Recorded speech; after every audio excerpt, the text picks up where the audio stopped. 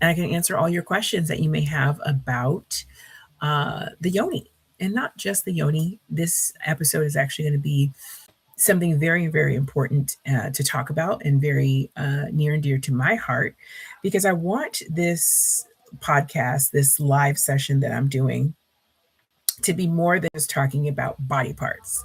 Yes, the yoni encompasses all of the divine femininity that exists from having a kitty. Working on my coded language because I'm so direct. Um, but it's also about empowering women specifically to understand that how they were built and made is perfect for their purpose, and nothing needs to be altered or changed, because you are created perfect for who you are and what you are designed to do and be in this lifetime and on this planet. Wherever you are, whatever you are doing, it is perfect for your purpose. So I'm excited to talk about this episode. Um, I my business coach, who's amazing. Shout out to Audra because she's just amazing. She's got great ideas about how I can support this community who is learning to support me on an ongoing basis with this new venture of going live twice a week when I was not doing that before at all. And one of the ways that we talked about me supporting this community is by me being very honest and transparent, which I am anyhow, just as a person, about my own journey. About my journey as a woman and as a person who has written 4 books and started several businesses. And the tie-in theme to everything that I do is all about female empowerment, women's empowerment, not just your parts, but who you are as a person, your spirit, your mind, your soul, your destiny. And that's so important to me. So, this Yoni Talk Live episode, we're going to talk about how to manage your self care after trauma, because not everyone has experienced a, let's call it, a daffodil filled, rainbows and butterflies, experience when it comes to, taking care of themselves, whether physically, spiritually, emotionally, sexually. All of those things are encompassed into this idea of divine femininity. And some of us have been abused. Some of us have been taken advantage of. Some of us have not been taught properly how to care for ourselves. And some of us just have never had exposure to emotionally sound wisdom and guidance from people who know how to help us navigate difficult waters. Well, sis, I am that girl because she has been through a lot. She, me, I have been through a lot. And I find a way to smile through it all, because there were many tears and many days where I didn't feel good about myself. I didn't feel worthy. I didn't feel um, cared for. And yet I found a way to care for others in a way that was profound, because I understand what it's like to be in a situation where I have not had everything that I need laid out for me. A lot of things in life I had to stumble upon and figure out for myself. And this Yoni Talk Live is all about giving education and empowerment and support for all women, all people. I've got ideas for lots of people, but I have a particular peculiarity and desire to help women to feel beautiful and smart and wonderful and empowered, and have their self-esteem to be as high as possible. Maybe because I'm a mother of 3 girls, maybe just because I've been a girl myself my whole life and have always craved that connectivity with other women in such a platonically profound way of, you help me, I help you. We help each other because we need the village. The village needs us. And I've always had strong, amazing women in my life. I'm very grateful for that. And that's the cool part about having a large village, is to people to have, bounce ideas off of. And women have some of the most profound ideas. I just think we're so great. So I remember when Beyonce's Run the World came out. My son is the oldest, and I have 3 girls after him. And he wanted to be a girl so bad, because he's like, you guys have cool songs. You're so empowered. Women are so amazing. Like, he didn't have any other like super profound men that he was just like, yeah, guys are awesome. It was just such a female empowerment time of like life. And who runs the world? Girls, of course, duh. Like, who wouldn't want to be that? I get it. So thank you. Shout out to Beyonce for making sure we all feel good about ourselves always. But that's what I want to do as well in my median. So while I cannot, because these knees got tore up from the 99 and the 2000s, you hear me? She had to get low a few times, okay, during that time period. But the knees are not kneeing the way they used to. So I cannot do the Beyonce, can't do on stage. I don't have the stamina or the time, child, or the pipes. I can sing, but not while I'm walking, dancing, squatting, twirling. It's not going to happen. But I can sit here and talk to you about my experiences and empower you with education and information that makes sense. So if any of you have questions, please definitely put them in the chat. Definitely put your questions in the chat. Even if you get this live as a replay, please, please, please send me your questions. You can even inbox me your questions because I will answer them on the next episode, which will just be Tuesday and or Thursday at 3 o'clock PST, because I'll be here. I know this is an odd time for a lot of people because people are working and doing things, but so am I. This is the only time that I have to be able to do this. And I want to ensure that I'm consistent. So, at 3 o'clock, whatever you're doing, stop what you're doing, come join me on these lives so that we can share some great time together. So, let's talk about trauma. A lot of people have been through a lot of different things and they have not necessarily had the support that they desire to get through the difficulties of life. I, for one, went through a lot of trauma as a young child. As a young girl, I was violated many, many times by many different people. I talk about this in my book, How to Deal with Your Baby Daddy, because it's a lot of the reasons why I made a lot of the decisions about love and relationship that I did when I was younger. And I air quote that because that's not what those things were. They were situationships, as they call them nowadays, that were based on my trauma, based on what I knew of love at that time.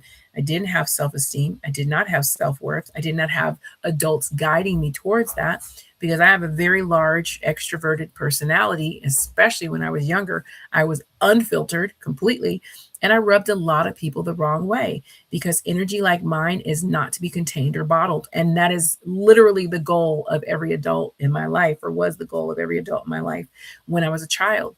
So as a result, I had many traumatic issues and instances that happened to me as a kid that went unnoticed, uncared for, undealt with, because no adult around me had the capacity to support me through those situations. So me as an adult, I am overly excited and supportive of women because I know what it's like to be a girl and not have that. And a lot of women, girls turn into women who are still unhealed from their trauma because they never had access to a healed adult woman who could guide them through those circumstances.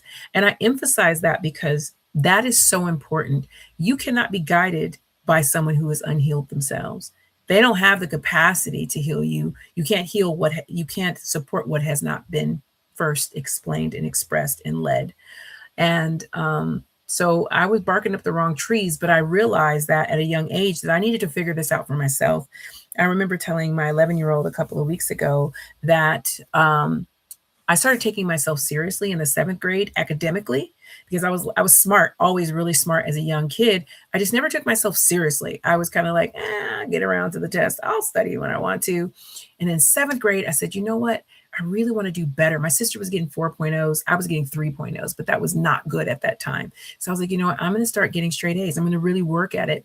And that was me starting small with my self-esteem and working on my self-worth, because getting good grades is a reflection of your intelligence. It was a standardized way of seeing that. And I knew I was smart, but I was not reflecting that in my work capacity. So I gained some integrity. So I started there in 7th grade, gaining my integrity. And then when I was probably about 23 was the first time that I was like, I don't have really good self-esteem. Like, what is wrong with me? Why do I keep choosing the same idiot guy who clearly does not love me, but I am stuck on the D? I don't even know how to tell you any other way. I was just stuck. And a lot of girls, especially nowadays, we have this whole baby daddy culture that's ruining the lives of so many young women who are having babies with men who have no desire to be with them. Absolutely none. No desire to marry them, no desire to take care of them, but they're happy with a Gucci bag.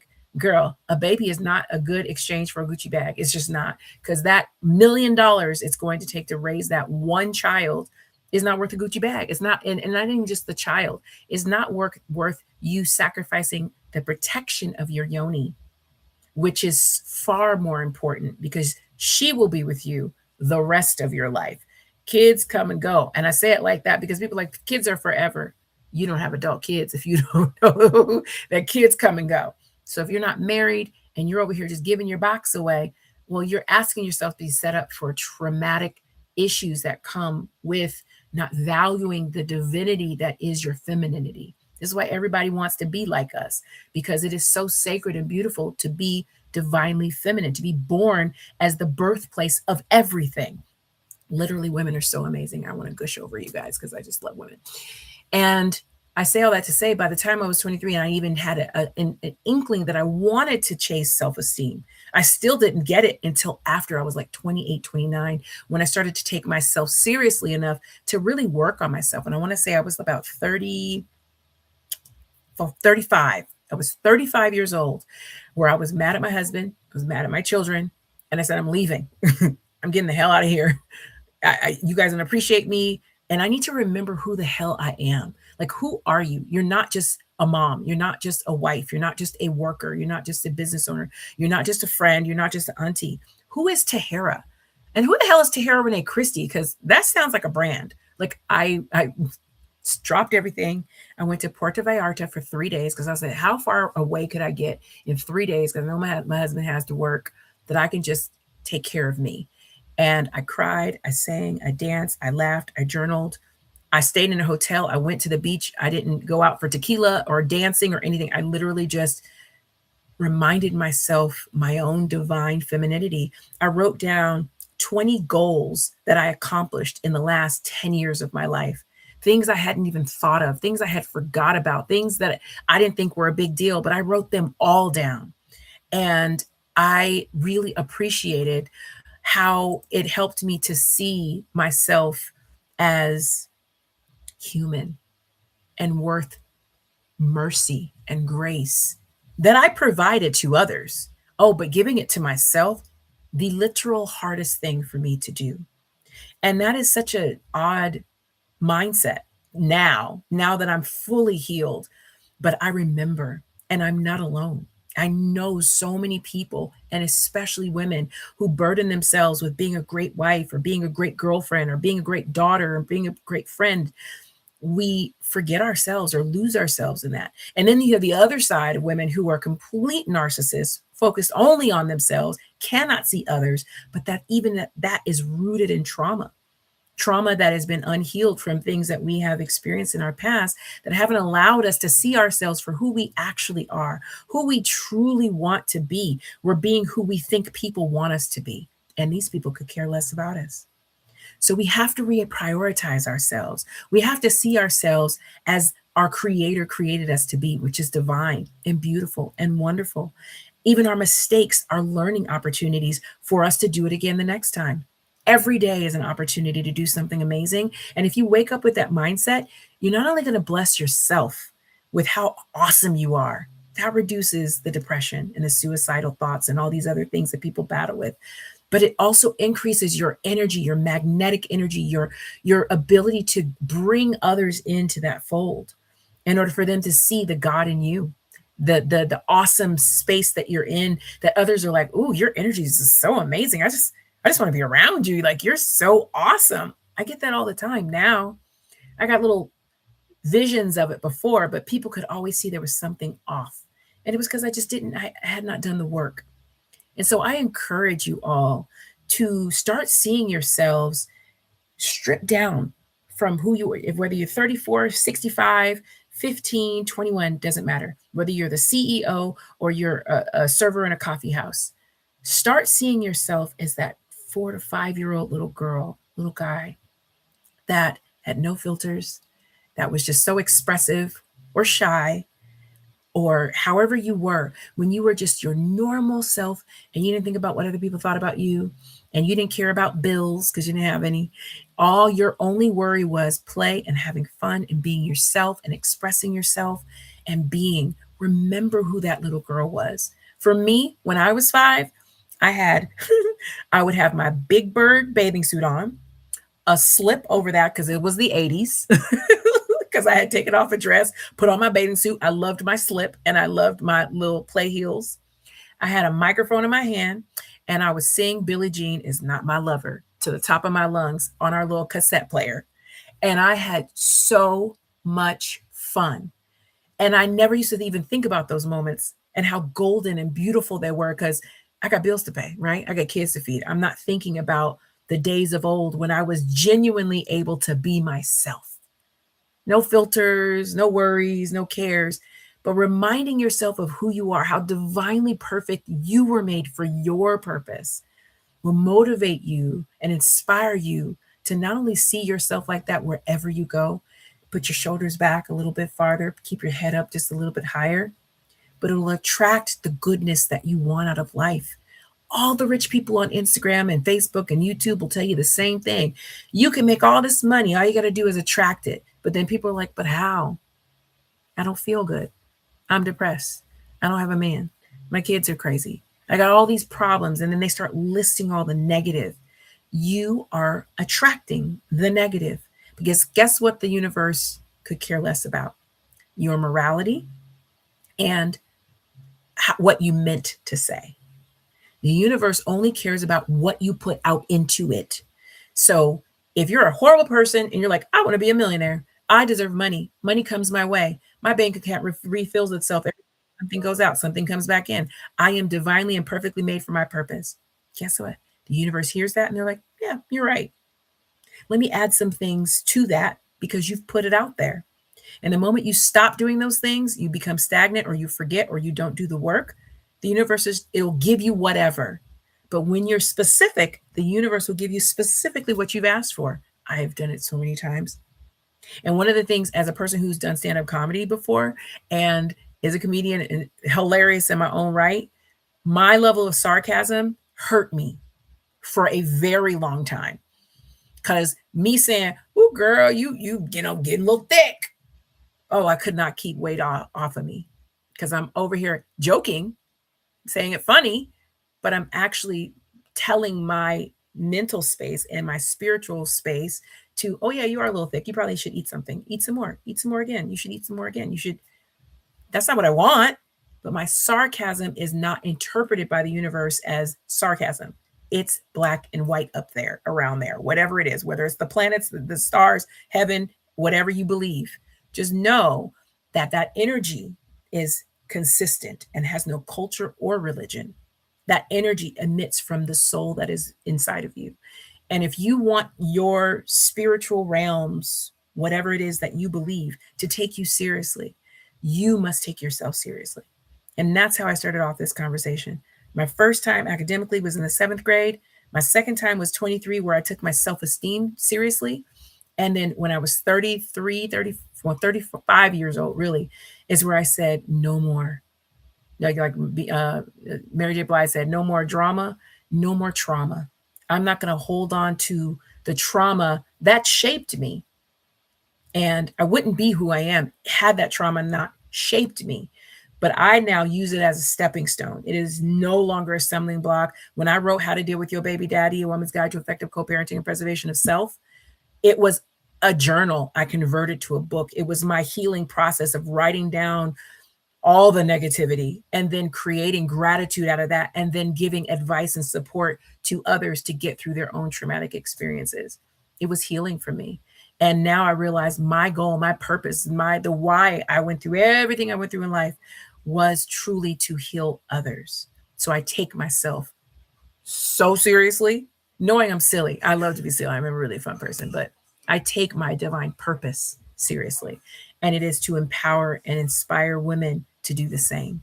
And so I want you to know that trauma does not have to define you in a way that depresses you or makes you feel unworthy or in lack. You have to find perspective. You have to listen to wise counsel.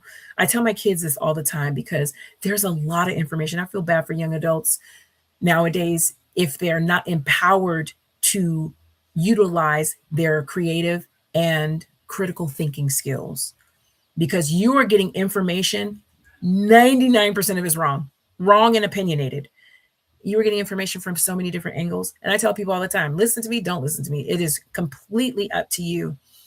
But I know that um, my authenticity attracts people, and my purpose is the reason they stay, because you can see it. I don't have to, I'm not here to wine you, dine you, and I'm not even here to sell you anything. My goal is to utilize the gifts God has given me to empower others to see that gift in themselves. I go to homeless shelters, halfway houses, and rehab centers every month. I just went. I just came back a couple weeks ago. I'm going again next month. I can't keep up with my own schedule, but I go to this one shelter in Los Alamitos with women who are pregnant and or just had their babies, and many of them have dealt with drug abuse. Many of them have dealt with SA. Many of them are very young or very old and just had a really traumatic life. But one thing that they all have in common, they want their freedom. And most of them don't understand that freedom is not free. It comes at a cost. So when you get a girl who's homeless or who's been kicked out of her mama's house, or who, say, I'm gonna do what I want to do. I'm live like how I'm gonna live. Cool. That comes at a cost. It comes without a consistent bed. It comes without not knowing where your baby's formula is going to come from. It comes with not knowing if your baby daddy's going to stick around or not, because that's usually the case.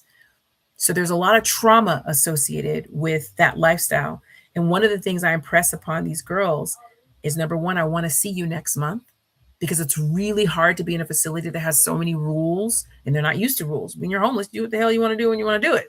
Who gonna check me, boo? Nobody. You doing you. So go ahead and do you. But that's the whole point, is doing you costs. It comes at a cost. So how do you take the precious gift of freedom and use it for your divine purpose? Because we all have moments where things don't go our way, but the cool part is, I say them all the time, your baby won't remember any of this. You're at the beginning, whereas infants are for us, right? They don't know anything that's happening. They just know they need love, they need to be fed, they need to be warmed, they need to be on a consistent schedule. But babies are for us. They're for us to feel like, oh, she's so cute. Oh my God, she smells so great. Oh my God, I love babies. I want to feed her, like all that. So you got about a good 3 years to get your life together and take yourself seriously before that child will start to remember that, oh yeah, we used to bounce from house to house. And I say all that to say, you taking yourself seriously, trauma or not, is the best gift you can give to yourself. Because like I've said many times, when you heal a woman, you heal an entire community. And that community that she's connected to is another community. And it spreads itself out based on her feeling good about herself. I am so grateful for the people I've been able to touch in this lifetime thus far, knowing I have the desire to touch millions and inspire millions. And this is one of the ways that I'm going to get there. So I encourage you, number one, to treat yourself kindly, take care of yourself, provide yourself with grace and mercy. But more importantly, take yourself seriously and share this. Share this video, like it, subscribe. I want to continue to do these. I would love to get a bunch of people on this live. So if you don't mind sharing this on your story so that others can come at 3:00 every Tuesday and Thursday, we're going to talk about a myriad of topics. Tuesdays, it's going to be more scientific. Thursdays, we're going to talk about the woman, the divine femininity that is you. And I encourage your girlfriends to come and join us on these lives. So my name is Tahera Rene Christy. I am founder and creative director of Amour Propre, which means self-love in French, and we manufacture personal hygiene products that cater to sensitive skin from a melanated perspective. And this is Yoni Talk Live, where we talk about any and everything that you want to talk about. I'll answer your questions and also give you sound, wise advice based on my experience and knowledge, so that you are empowered, you are inspired, and just feel so good about how perfect for your purpose you are. So thank you for joining me, and I will see you on the next live stream. You guys be blessed, okay? Bye.